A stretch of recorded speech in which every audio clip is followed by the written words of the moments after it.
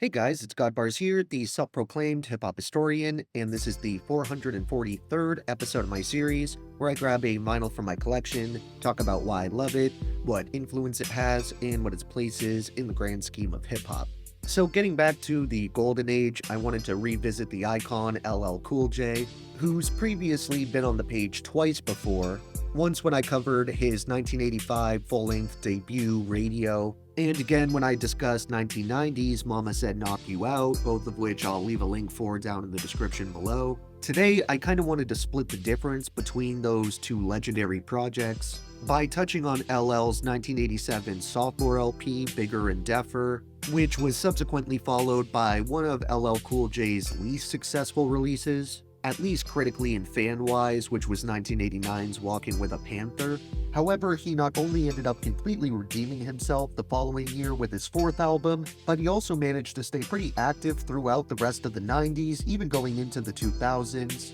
with projects like 1993's 14 Shots to the Dome, 1995's Mr. Smith, 1997's Phenomenon, 2000's GOAT, or Greatest of All Time, and 2002's 10. And of course, he didn't stop there either. When it comes to today's album of discussion, and actually just LL Cool J in general, I'm pretty sure the first song of his I ever really became familiar with, besides Mama Said Knock You Out, was the track I Need Love, and weirdly my introduction to that classic came from a much more niche and relatively less known cover version of sorts, which was I Need Drugs by Necro, an underground rapper-producer who you may know through his affiliation with Nonfiction and Ill Bill. And while I don't really respect him as a person in terms of his stances these days, I always found the music video for I Need Drugs weirdly beautiful and depressing at the same time, though it most definitely will hit a specific chord with you if you had been or still are an addict yourself.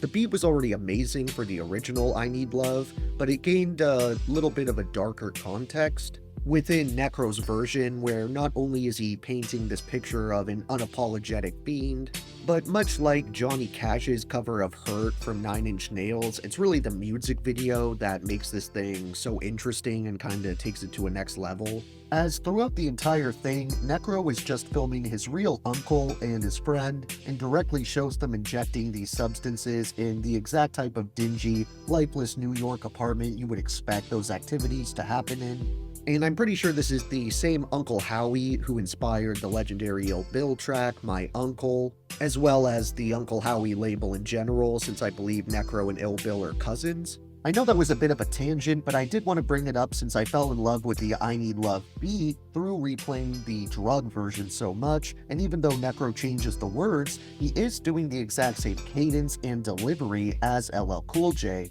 So it wasn't very hard for me to pretty much instantly find a high level of enjoyment with the original version, because even though it doesn't have that edge of being about heroin addiction, I feel like that's more than made up for with how well the themes of heartbreak and searching for companionship are executed. I also have to assume that this hit single was a big moment for LL in terms of showing the different kinds of music and approaches he could take, and displaying what kinds of different energies he could tap into, because even though he was playing to the ladies literally from the day he first named himself, for the most part his first two studio albums were more about how tough and macho he was. I mean, the other lead single for this album is literally called Bad, which obviously Bigger and Deffer is an acronym for. And this actually came out mere months before Michael Jackson's Bad, just a little fun fact. And sure, the I'm a bad guy approach still played to his female fans in a sense,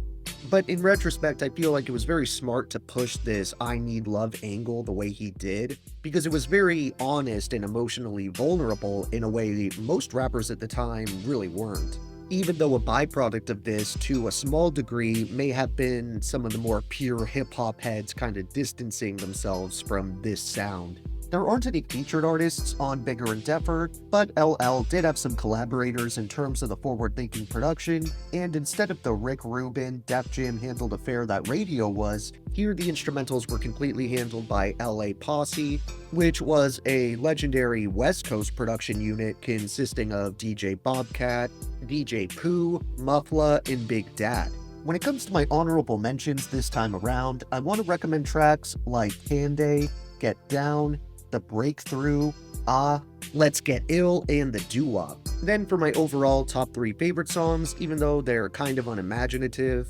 I'd have to go with I'm Bad, I Need Love, and 357 Break It All Down. Thank you for watching my 443rd video. Next time we have a super overdue 2000s classic that I'm very excited to finally get on the page. So definitely check in for that one, and if you enjoyed, be sure to like, subscribe, and let me know what your favorite moments from this pretty high quality second album are. Don't forget to have a great day, and I'll see you next time, okay? Alright.